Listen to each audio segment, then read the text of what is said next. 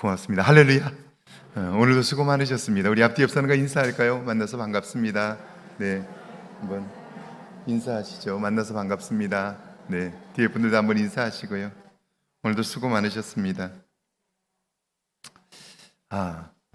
여러분 살아가면서 다른 사람에게 감동을 주고 그리고 정말 역사에 남을 만한 사건들, 그 사건들 중심에는 사람들이 있는데요. 그 사람들에게는 특징이 있어요, 특징. 왜냐하면 그 일을 감당하기에는 자기 목숨을 걸어야 하는 일들이 있는데 자기 목숨을 걸고 그 일을 감당해요. 그래서 그의 삶에 감동이 있는데 그 사람들은 도대체 누구일까? 자기 거 요만한 것도 손해보려고 하지 않는 세상에서 어떻게 목숨을 내어놓고 그 일을 할 수 있을까? 그들의 삶의 특징이 뭘까? 여러분 한번 제가 영상을 하나 준비했는데 그게 도대체 뭘까? 그걸 한번 생각해 보는 시간을 가지면 좋겠는데요. 한번 영상 준비해 주실게요. 예.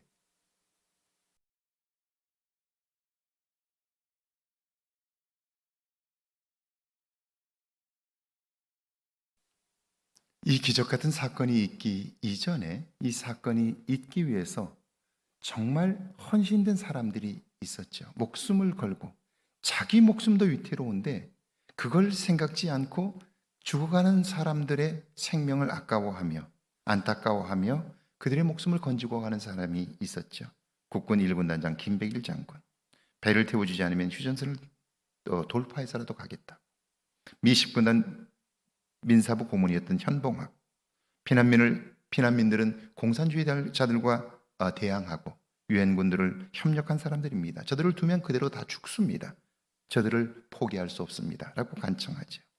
에도드 말론드 제10군 단장 그리고 손원일 제독 가능한 모든 배들을 동원해서 피난민들을 싣고 남한으로 데려가라고. 제가 이 손원일 제독은 특별히 본 적은 없지만 이 손원일 제독의 동생분 손원태 장로님을 제가 제 교회 장로님으로 함께 신앙생활을 했어요. 이 손원일 제독은 아버지가 목사님이셔요. 그리고 이 손원일 해군 제독은 그 아버지 그 만주에서 목회를 하실 때 그때 김일성하고 같이 자랐어요. 그런데 김일성은 북한의 주석이 되고 그 함께 했던 손원일 제독은 해군 참모총장이 되어서 같이 전쟁을 해요. 이게 역사의 아이러니이지요. 그런데 그가 이야기를 하죠. 한 생명을 살리기 위해서 모든 가능한 배들을 동원하라고. 그리고 오늘 여러분이 보셨던 메르디스 빅토리오 레너드 라누 선장. 그가 그들을 보면서 결국 모든 배에 실린 짐들을 내려놓고 그 사람들을 다 태워요. 14,000명입니다. 14,000명. 자, 그리고 그 14,000명이 장승포에 도착을 하고 그들이 건너와서 이후에 부산의 국제시장에 자리를 다 잡게 되죠. 그 배에 지금 문재인 대통령의 부모님도 타고 있었죠. 14,000명 중에 타고 계셨어요. 자, 그런데 보세요. 이 일을 이룬 모든 사람들은 다 하나같이 공통점이 있어요. 뭘까요?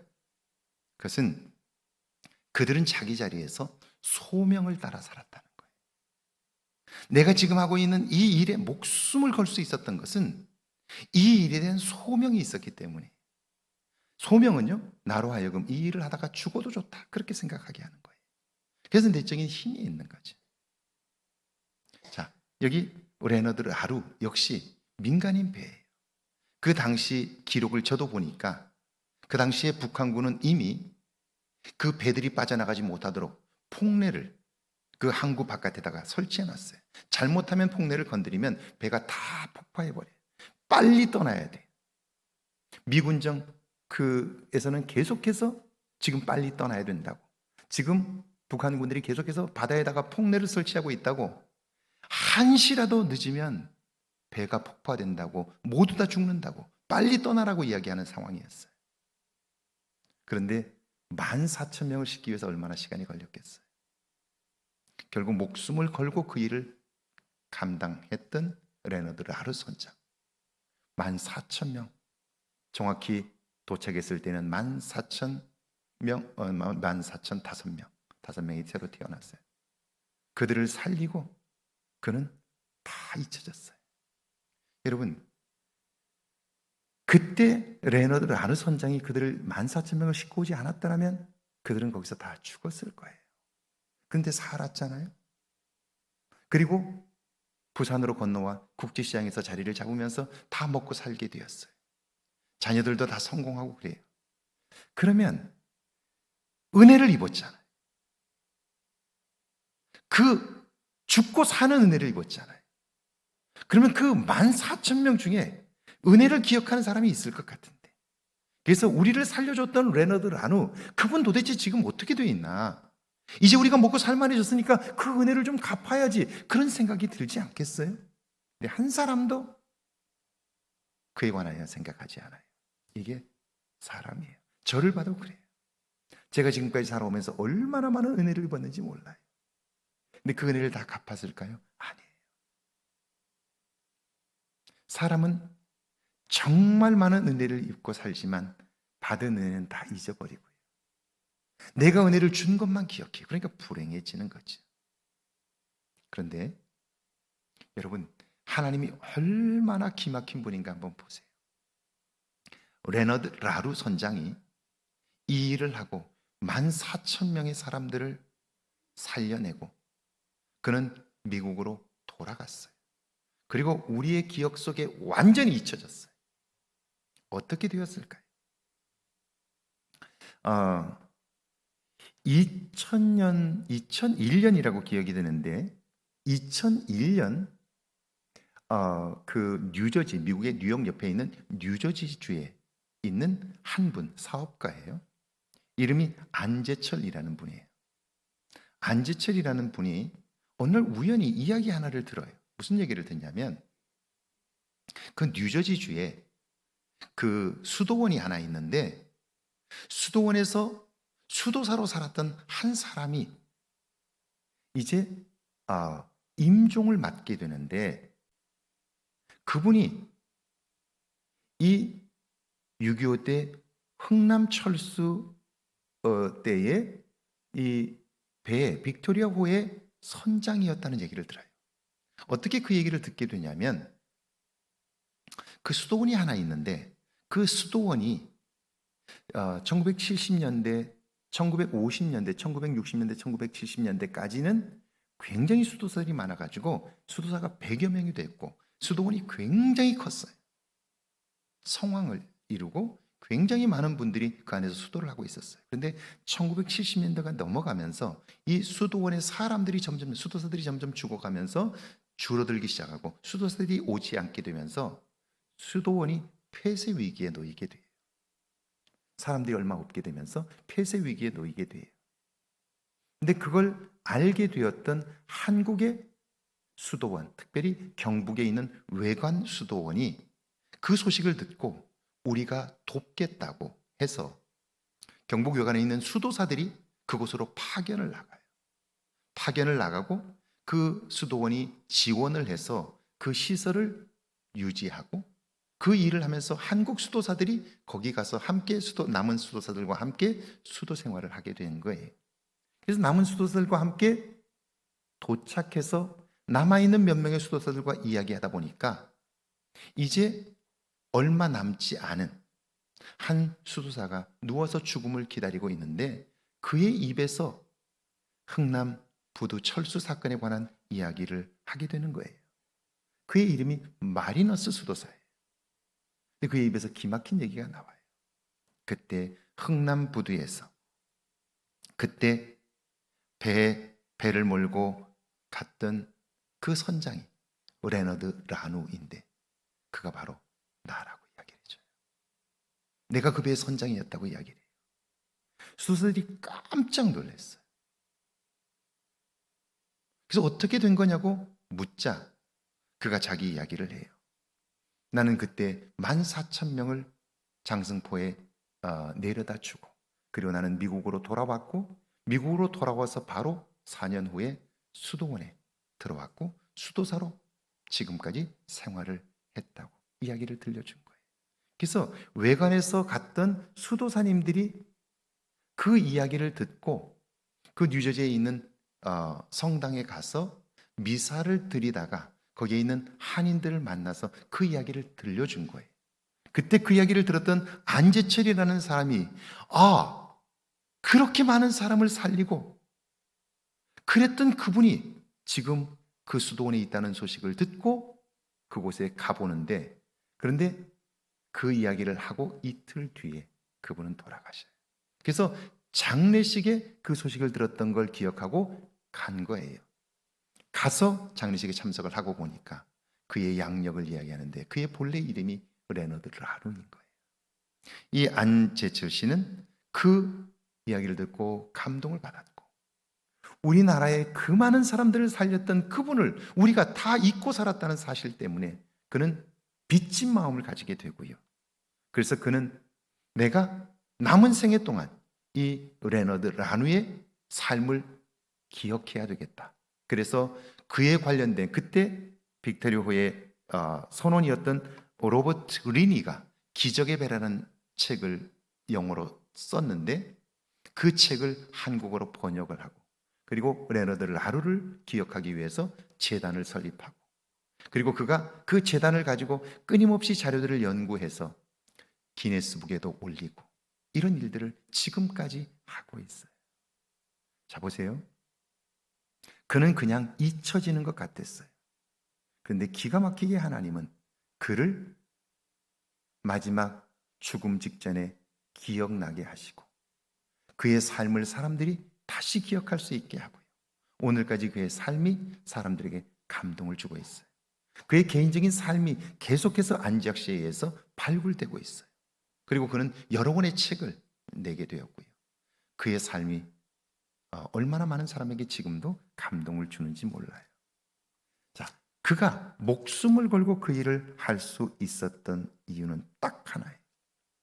그것은 이 일을 하나님이 내게 주셨다 하는 거예요. 그가 수도사님들에게 남겼던 이야기도 그렇고요. 그가 마지막 했던 이야기도 그거예요. 그들을 쳐다볼 때 정말 마음이 아파서 견딜 수가 없었고, 저들을 살리는 것이 하나님이 나에게 주신 소명이다 라고 깨닫게 되었다는 거예요. 그 소명감이 그로 하여금 그런 기적을 이루게 했다 하는 거죠.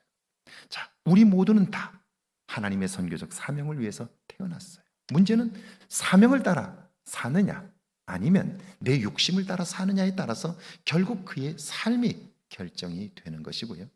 인생의 끝에서 후회하는 삶으로 끝내느냐 아니면 보람과 기쁨 있는 삶으로 끝내느냐 달려있다는 거죠. 밑에 한번 같이 읽어볼까요? 함께 읽습니다.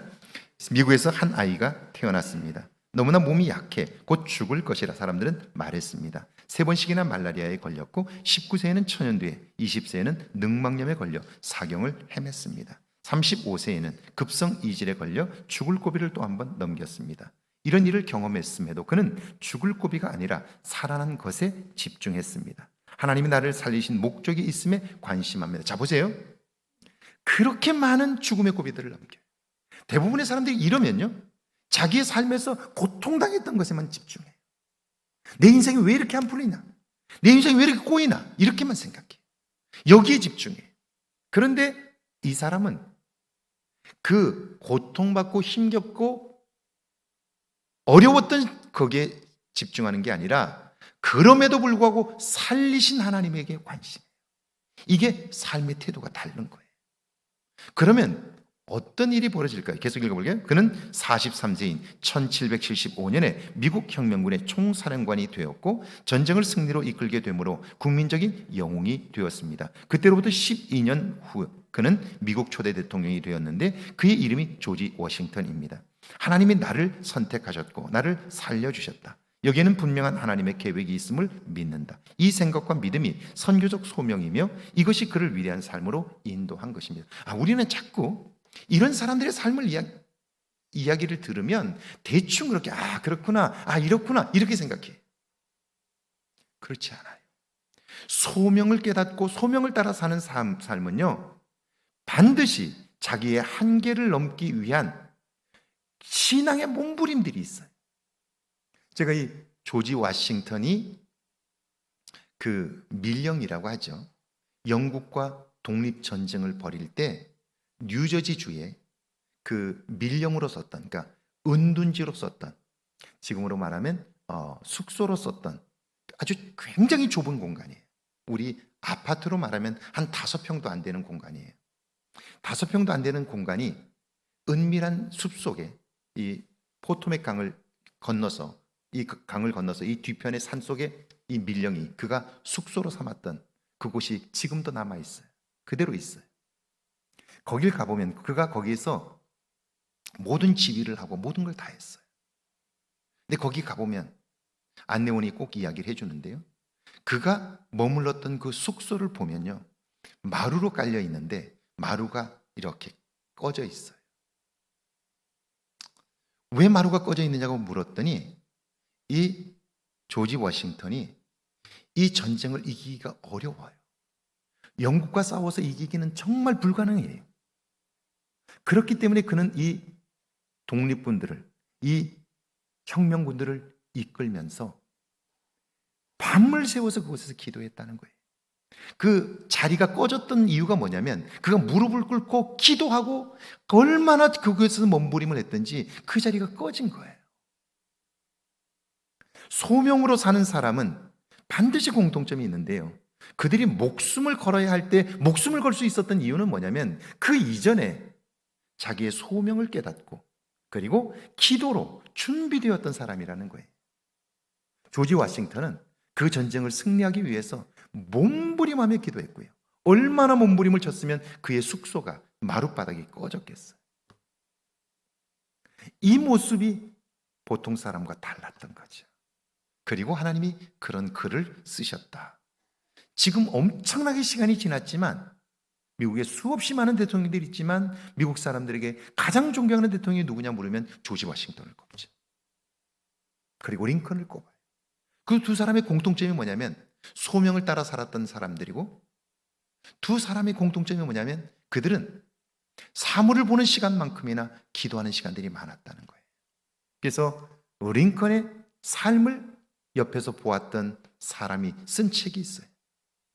그 책이 뭐냐면 백악관을 기도실로 만든 대통령 에이브러함 링컨이라고 쓴 거예요.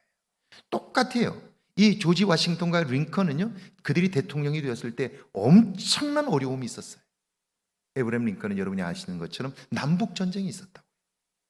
그때 북군 쪽에 있었는데요. 북군은 남군에 비해서 열세였어요. 그 전쟁을 이기기 어려웠어요. 그런데 그 전쟁을 이겨요.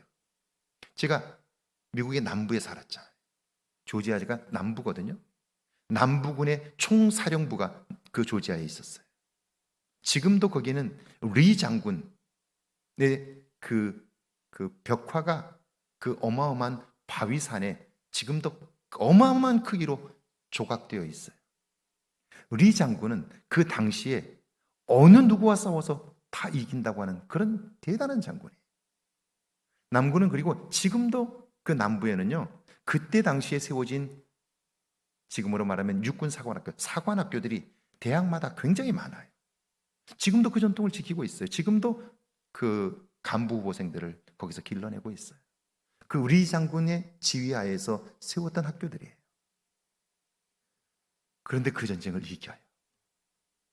놀라운 것은 보세요. 리 장군이 이끄는 군대에 의해서 북쪽 북군들은 얼마나 고통을 겪었는지 몰라요. 그런데 결정적으로 하나님께서 링컨의 손을 붙드셔서 남군을 제패해요. 그리고 리 장군을 체포합니다. 너무나 많은 사람들이 죽었고 너무나 고통을 겪었기 때문에 링컨의 참모가 이렇게 말해요.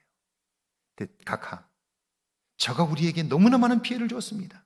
당장 저 적군의 목을 쳐야 되지 않겠습니까? 그래요. 링컨이 유명한 말을 합니다. 나는 단 한 번도 리 장군을 나의 적이라고 생각해 본 적이 없다. 그리고 그를 체포하지 않아요. 그를 죽이지도 않아요. 그는 우리의 형제라고 그를 감싸 안아요. 그래서 남쪽과 북쪽이 화해하는 계기가 돼요. 여러분, 이게 가능하겠어요? 그냥 되겠어요? 아니에요. 결코 될 수가 없어요. 소명을 가지고 살기 때문에 이런 결정적인 순간에 목숨을 걸 뿐 아니라 그때의 적을 형제라고 감싸 안을 수 있어요. 그래서 남과 북이 화해할 수 있다고요. 우리가 믿는 하나님에 대한 신앙, 우리가 구원자로 믿는 예수 그리스도의 믿음이 이런 놀라운 삶을 가져오는 거예요. 여러분에게도 이런 은혜가 있기를 축원합니다. 자, 밑에 한번 볼까요? 우리는 하나님의 선교적 사명을 위해 태어났습니다. 1번입니다. 나에게 하나님의 선교적 명령이 임합니다. 함께 읽습니다. 살면 살수록 느끼게 되는 것은 인간은 먹기 위해 사는 존재가 아니라 살기 위해 먹는 존재입니다. 그런데 살다 보면 이것을 자꾸 잊어버립니다. 보람과 기쁨이 없이는 살맛이 나지 않습니다. 그런 보람과 기쁨은 예수 그리스도를 닮아 헌신하고 희생하고 봉사할 때 가능합니다. 하나님이 기뻐하시는 일을 발견하고 그 일에 전력할 때 가능합니다. 하나님은 그 일을 위해 오늘 우리도 부르시지만 나는 그 부름에 응답하고 있습니까? 그러니까 하나님은 계속해서 그 일에 부르셔요. 자, 보세요. 여러분, 제가 조지 워싱턴의 이야기를 했어요. 에브라함 링컨에 관한 이야기를 했어요. 여러분이 조지 워싱턴이 되고 싶어 해요. 모든 사람들이 다 그런 사람이 되고 싶어 해요. 에브라함 링컨 같은 사람이 되기를 원해요. 그런데 과연 어떻게 우리가 똑같은 인생을 살고 있는데 그와 같은 삶을 살 수 있을까요? 생각해 보세요. 무엇으로 그렇게 살고 싶은데 무엇으로 그렇게 할 수 있을까요? 가장 중요한 부분은요, 그들이 하나님을 신뢰했고 자기들의 삶을 하나님께 온전히 맡김으로 그들은 보통 사람들이 생각하지 못하는 자기를 초월하는 삶을 살았다 하는 거예요. 철저히 하나님의 부름에 응답했고 하나님의 부름을 들을 수 있었던 사람들이었던 거죠. 그러니까 보통 사람들이 볼 때 정말 갈등을 겪어야 하는 그때에도 그는 갈등이 아니라 오히려 그를 포용할 수 있게 되는 거죠. 링컨의 얘기는 정말 너무너무 많죠. 제가 오늘 이 자리에 서서 링컨에 관한 이야기만 해도 오늘 저녁 다 할 수 있어요. 한 번은 이제 링컨이 남북전쟁에서 계속해서 밀려요. 그래서 밀려가지고 엄청나게 많은 젊은이들이 죽어요. 제가 게티스버그 연설이라고 여러분 아시죠? 민주주의가 뭔가를 가장 잘 설명한 세 문장, 링컨이 한 말이에요. 그 말을 of the people, by the people, and for the people. 민주주의가 뭐냐? 민주주의란 국민에 의한, 국민을 위한 정치. 이것이 민주주의라고. 근데 그 말을 했던 장소가 어디냐면 게티스버그예요. 제가 게티스버그를 가봤어요. 가봤더니 게티스버그가 어디냐면 어떤 곳이냐면 게티스버그는요, 남군에 의해서 북군의 젊은 병사들이 죽어가지고요, 그 시신들을 모아놓은 공동묘지예요. 그 공동묘지에 젊은이들을 갖다 묻고 대통령이 너무 마음이 아파서 그곳에 가서 연설을 한 곳이 게티스버그예요. 근데 연설을 해야 되는데, 대통령이 연설을 해야 되는데 앞에 사람들이 연설을 너무 많이 하다 보니까 시간이 길어져 가지고 해가 점점 뉘엿뉘엿 지는 거예요. 대통령이 단상에 섰는데 이제 너무나 오랫동안 앉아있어서 사람들이 너무 힘겨워하는 거예요. 그래서 자기가 준비해 간 것은 있는데 이걸 이야기하면 날이 저물 것 같아요. 링컨이 기도했겠죠. 하나님, 이 자리에 꼭 맞는 말씀을 주십시오라고 했겠죠. 그리고 나서 단상에 서서 그가 그렇게 얘기한 거예요. 오늘 이 젊은이들은 민주주의를 위하여 헌신된, 이 땅을 위하여 희생한 사람들입니다. 민주주의는 이 땅의 젊은이들의 희생을 통하여 이 땅에 완성될 텐데 민주주의가 무엇입니까? 민주주의란 of the people, by the people, and for the people. 국민을 위한, 국민에 의한 정치. 이것이 민주주의입니다. 이 민주주의를 지키기 위해서는 젊은이들의 피가 요구되었고 오늘 이 땅에 묻히는 젊은이들이야말로 이 나라의 미래를 위하여 너무나 아름답고 고귀한 희생을 치렀습니다. 이렇게 얘기를 한 거예요. 굉장히 고통스러운 시간들을 겪어요. 그런데 이 북군이 결정적으로 남군을 이길 결정적인 순간을 맞아요. 그날 북군이 계속해서 밀리다가 잘못하면 모두가 다 죽게 되었는데 그날 폭우가 쏟아져요. 폭우가 쏟아졌는데 폭우가 쏟아지니까 이 남쪽 사람들은 북쪽 지리를 잘 모르잖아요. 폭우가 쏟아지니까 그 보급도 잘 안 되고요. 그래서 굶는 거예요. 먹지를 못하는 거예요. 힘이 빠지니까요. 북군이 그때를 틈타서 공격을 해요. 그런데 공격을 집중적으로 공격하다 보니까 남군이 도망을 치기 시작해요. 근데 그 뒤에가 포토맥 강이에요. 강이 범람을 해가지고 강을 건널 수가 없는 거예요. 그러니까 이제 링컨으로서는 잘 됐다. 이제 오늘 밤에 마지막 총 공세를 하면 이제 남군의 중심 군대를 제압할 수 있고 그러면 이제 전쟁에서 이길 수 있겠다. 그렇게 생각한 거죠. 그래서 장군에게, 북군의 장군에게 편지를 써서 보냅니다. 오늘 밤 총공세를 하라. 그래서 승기를 잡으라고. 오늘 밤이 철호의 기회라고. 그리고 나서 그 편지를 보냅니다. 그런데 그 대통령의 편지를 받은 장군이 웬일인지 총공세를 취하지 않아요. 미적미적되고요. 명령을 따르지 않아요. 결국 하루를 그냥 넘기면서 포토맥 강이 물이 빠지면서 남군들이 그 강을 넘어가 버려요. 그래서 다시 북군이 위기를 만나게 돼요. 대통령입니다. 힘이 있습니다. 여러분 같으면 어떻게 하시겠어요? 명령을 거절함으로써 이 전쟁을 또다시 오랜 수렁으로 또 빠뜨려야 돼요. 얼마나 많은 젊은이가 또 죽어야 될지 몰라요. 내 명령을 따르지 않았던 그 장군, 내가 말 한마디로 그를 죽일 수도 있고 살릴 수도 있어요. 전시입니다. 여러분 같으면 어떻게 하시겠어요? 화가 나죠. 링컨도 사람이니까 화가 났죠. 그래서 편지를 씁니다. 나는 당신을 도대체 곁에 둘 수가 없어. 당신 같은 사람을 내가 두었다는 게 나는 정말 화가 난다. 당신은 오늘부로 파면이라. 내가 죽이지 않는 것만도 다행이라고 생각하라고 편지를 써요. 그런데 붙이지 않아요. 그 편지를 붙이지 않아요. 붙이지 않고 오히려 그를 격려해요. 결국 링컨의 그 모습에 감동을 받은 그 장군은요, 목숨 걸고 전쟁에서 싸워요. 그리고 기필코 승리를 거둬요. 이게 링컨의 붙이지 못한 편지예요. 여러분 보세요. 그가 오늘 우리와 다른 것이 있다면 그것은 내적인 힘이에요. 누구나 다 그런 상황이 되면 힘도 있는데요, 화가 날 거예요. 견디기 어려울 거예요. 그런데 그때 내 감정에 내 행동을 맡겨버리면 그를 마음대로 할 수는 있어요. 내 감정대로 할 수도 있어요. 그러나 그렇게 되면 하나님의 일을 그르쳐요. 이걸 우리가 기억해야 돼요. 제가 당회를 하면서요, 의견이 다를 수 있어요.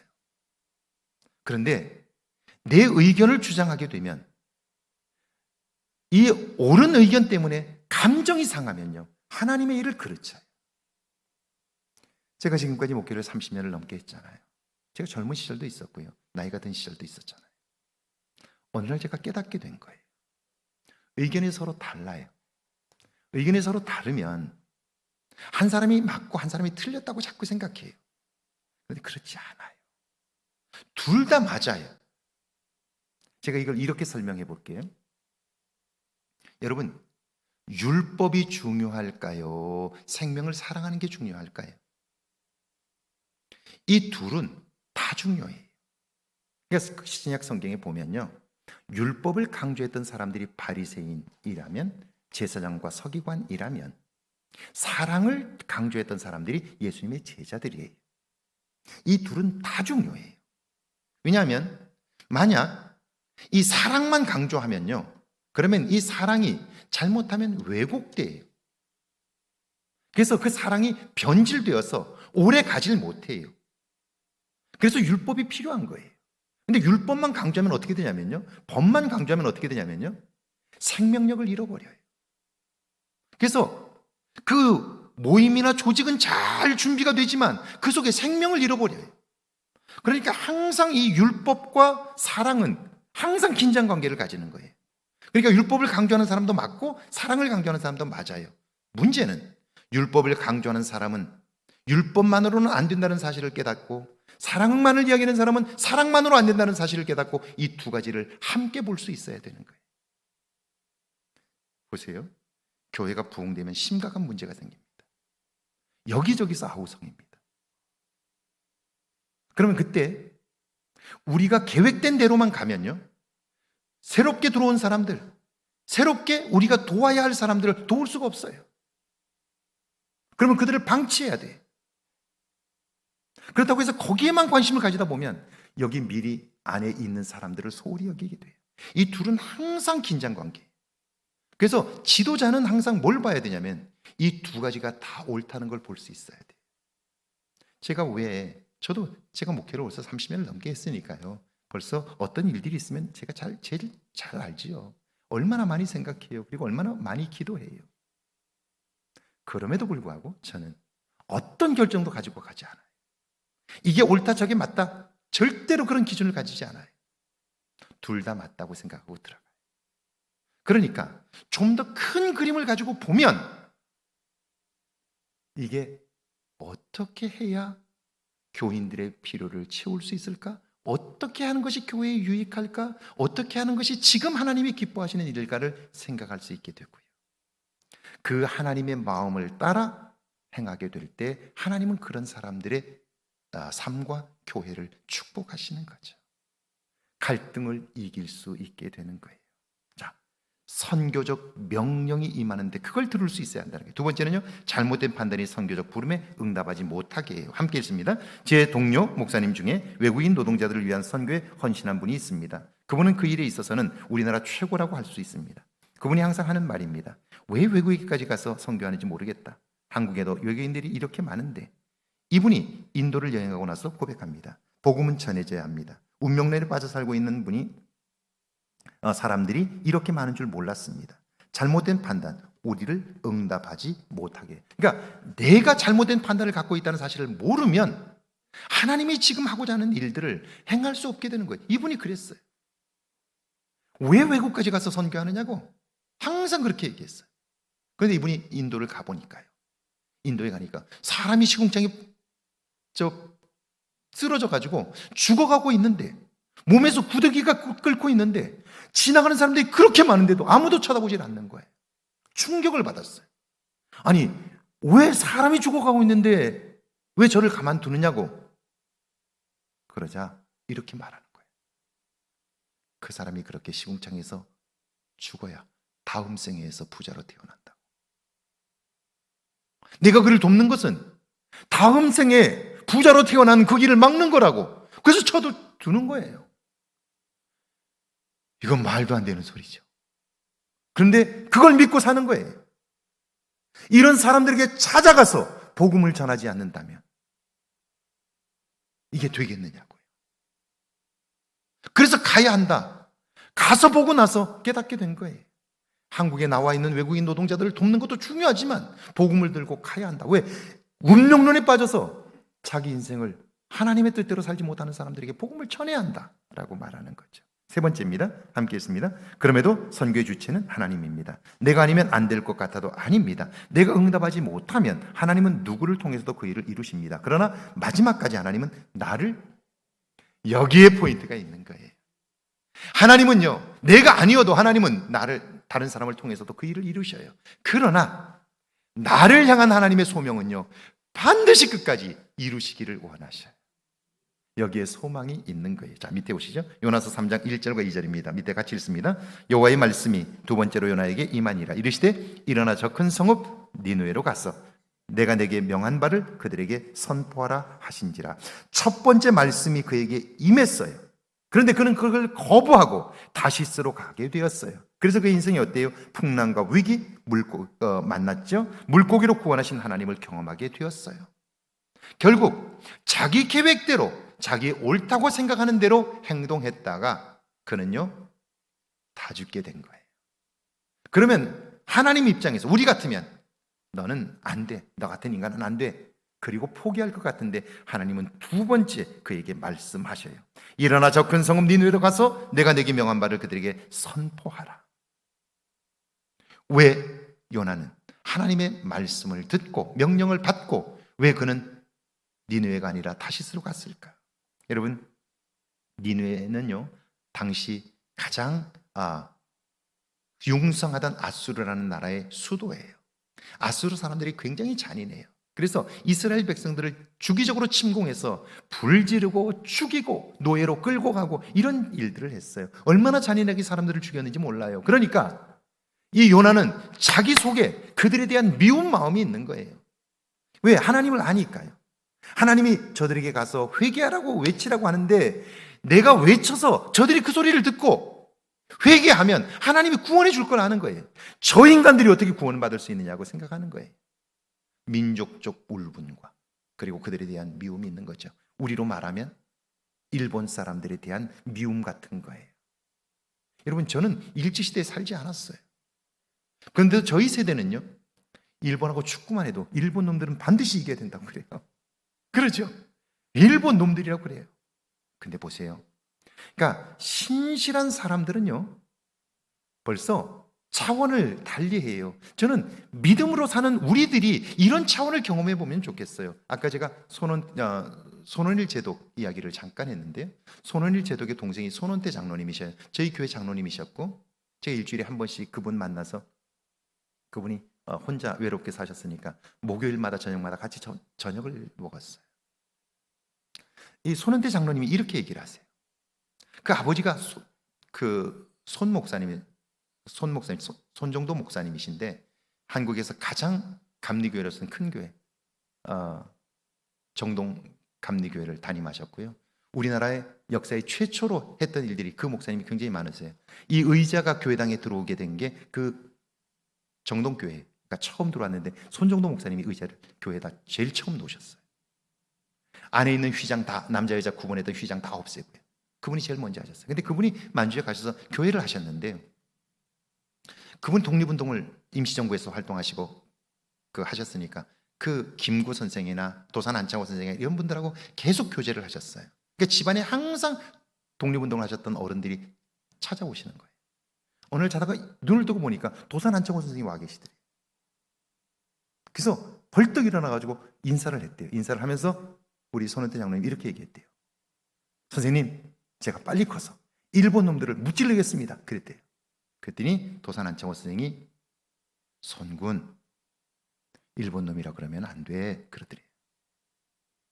그러더니 일본 사람이라 그래야지. 그러더래요. 여러분, 이게 무슨 말이에요? 우리 손원태 장로님이 그 말을 해석을 이렇게 해주는 거예요. 도산 안창호 선생은 일제하에서 엄청난 핍박을 받고 고통을 당하고 있어요. 내 나라가 지금 내 나라 백성들이 정말 그들로 인해서 고통을 겪고 있어요. 그럼에도 불구하고 그분은 뭘 보고 있냐면 지금 식민지된 이 땅을 보는 게 아니라 그 이후에 해방된 나라를 보고 있는 거예요. 우리 손원태 장로님이 성장해서 자라는 그 시대, 그 청년이 되어서 이 나라를 이끌어가는 그때에는 해방이 될 것이고, 해방이 되면 일본 사람들과 함께 어깨를 나누고 어깨를 걸고 함께 인류사의 발전을 위하여 나가야 할 텐데, 일본 사람에 대한 미운 마음을 가지고 어떻게 함께 세계사의 발전을 위해서 헌신할 수 있겠느냐, 그 마음을 가졌다는 거예요. 지금은 식민지하에 살고 있지만 그들에 대한 미움이 크지만 그럼에도 불구하고 그러면 안 된다고. 손군, 일본 놈이라 그러면 안 돼. 일본 사람이라고 그래야지. 그 이야기를 들려주셨다는 거예요. 제가 그 얘기를 듣고 나서 그날부터 일본 놈이라고 그러지 않아요. 진심으로요. 여러분, 이게 뭐예요? 이게 우리의 차원을 넘는 이게 실력인 거죠. 오늘 우리에게 그리스도를 믿는 믿음으로 인한 이런 실력들이, 삶의 감동이 되는 실력들이 있느냐 하는 거예요. 자, 니느웨 사람들이 그런 잔인한 사람들이에요.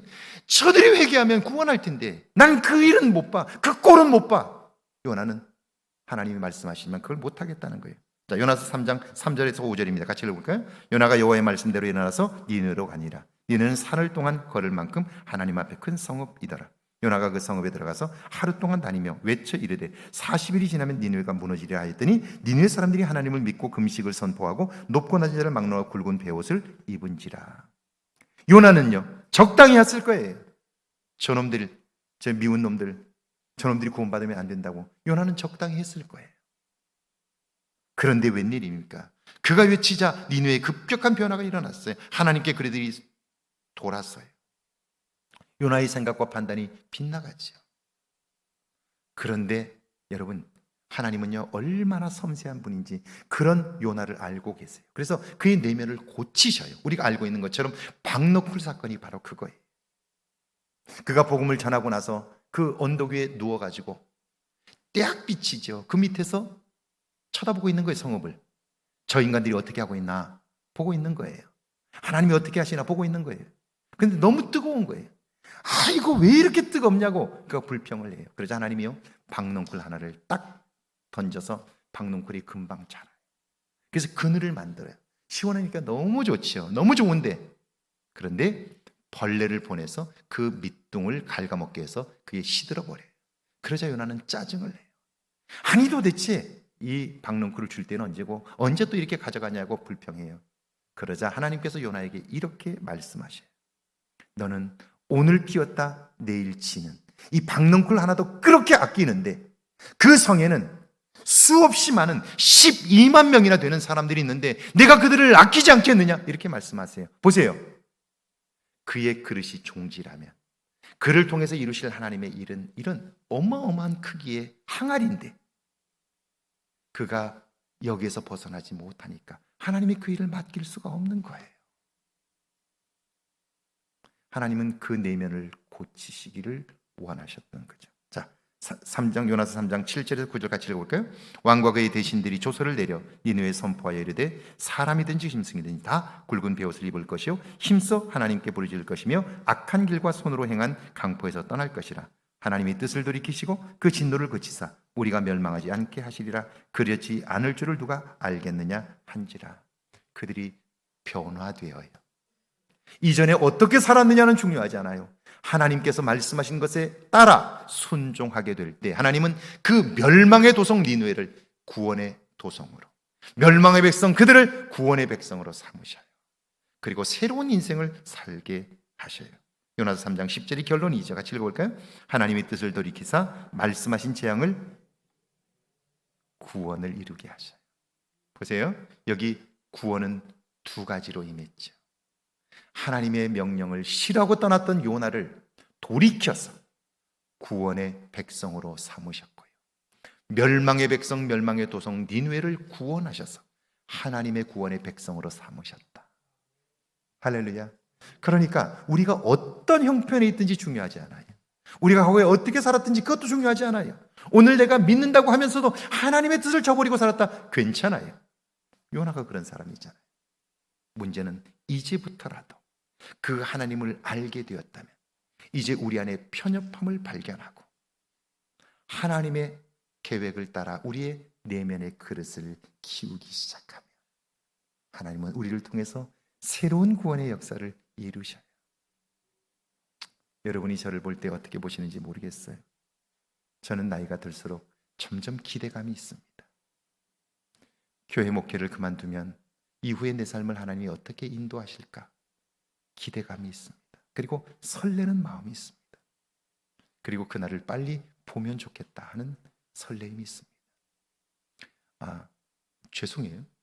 저보다 나이가 훨씬 많으신 분들이 계셔서 조심스럽습니다만은 제게는 이런 마음이 있습니다. 앞으로 나이 들 시간들이 기다려집니다. 그리고 어떻게 나를 사용하실까 정말 기대가 됩니다. 그리고 그날이 빨리 왔으면 좋겠습니다. 이건 진심입니다. 그래서 하나님이 저를 사용하실 일에 대한 기대감들이 오늘 저를 행복하게 하고요. 기쁘게 합니다. 여러분에게도 이런 설레임이 있기를 주의 이름으로 축원합니다. 우리 같이 한번 기도할까요?